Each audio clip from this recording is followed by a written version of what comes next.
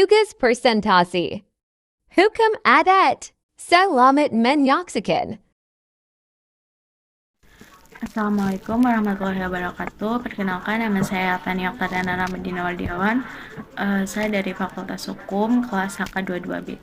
Saya akan menjadi moderator dari kelompok 4 yang mengambil materi tentang carok. Selanjutnya saya akan memperkenalkan nama-nama anggota dari kelompok 4. Yang pertama ada Diki Reksi, yang kedua Muhammad Rizky Holik, yang ketiga Siva Nur Oktaviani, yang keempat saya sendiri Tania Oktariana, dan yang kelima Savana Nur Kamelia, dan yang keenam Prawira. Carok adalah perkelahian, bahkan tidak lagi berarti perkelahian, bahkan melainkan pembunuhan atau penganiayaan yang mempunyai alasan yang khusus. Dalam kajian sosiologis dapat diartikan secara khusus sebagai suatu kebiasaan atau setidak-tidaknya sebagai pola perilaku yang berfungsi di lingkungan masyarakat Madura sebagai suatu modus. Carok merupakan perkelahian bersenjata tajam antara seorang dengan orang lain atau suatu kelompok dengan kelompok yang lainnya yang lazim didahului dengan perjanjian mengenal waktu dan di tempat.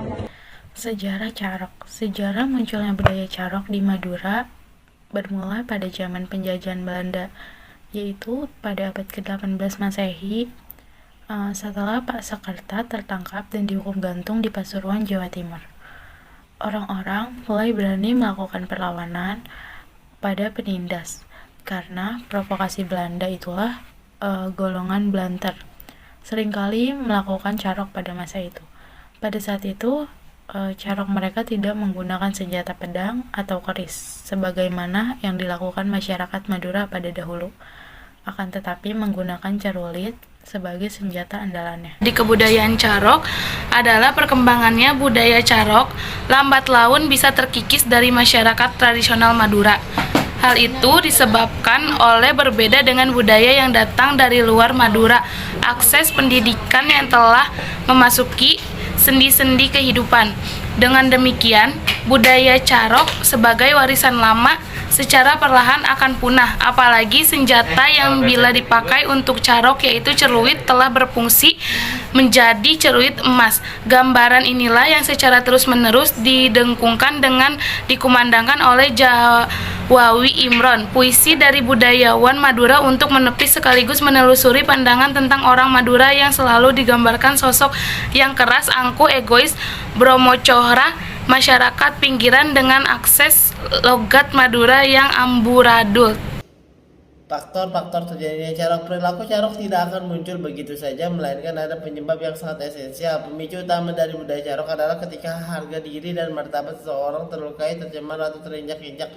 Kasus carok ini pernah terjadi antara lain menelan 7 korban jiwa di Pamekasan pada bulan Juni 2007 dan kedua tahun 2007 awal tahun, dipicu oleh sesuatu yang sangat esensial dan prinsipal. Namun lambat laun masalah berlengser pada masalah martabat dan harga diri, pergeseran pada masalah sepele dan kecil tersebut, seperti perbedaan dari tiap pribadi yang menjadi pemicu carok, misalnya pelanggaran kesopanan, masalah anak, penghinaan, dan masalah kecil yang memicu emosi.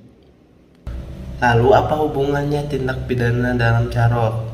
Walaupun secara khusus tidak diatur dalam KUHP, namun karena akibat perbuatan carok tersebut seringkali memenuhi rumusan delik yang ada dalam KUHP.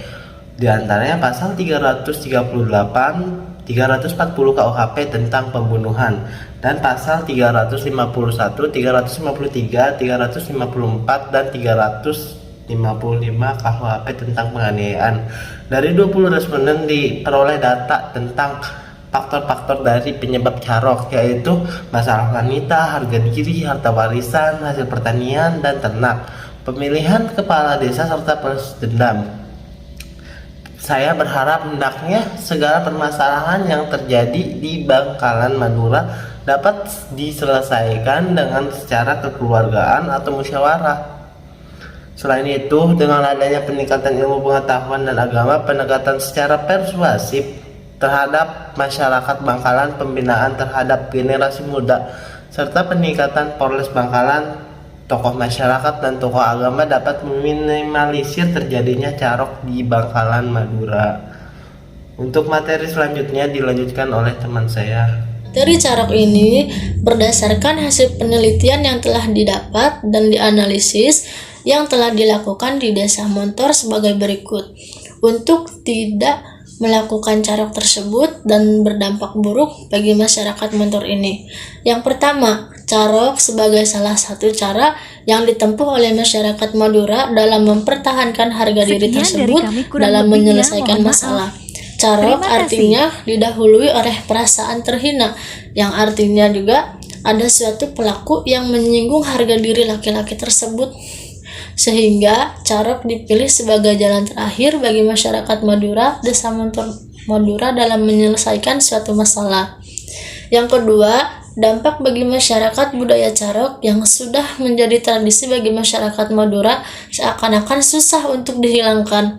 Selemah harga diri dianggap penting bagi Madura, carok tetap dilaksanakan. Dan yang terakhir, tokoh agama itu hal yang dilakukan oleh kiai yaitu memberi nasihat kepada semua warga masyarakat, nasihat yang berlandasan agama Islam yang berupa Al-Quran dan hadis.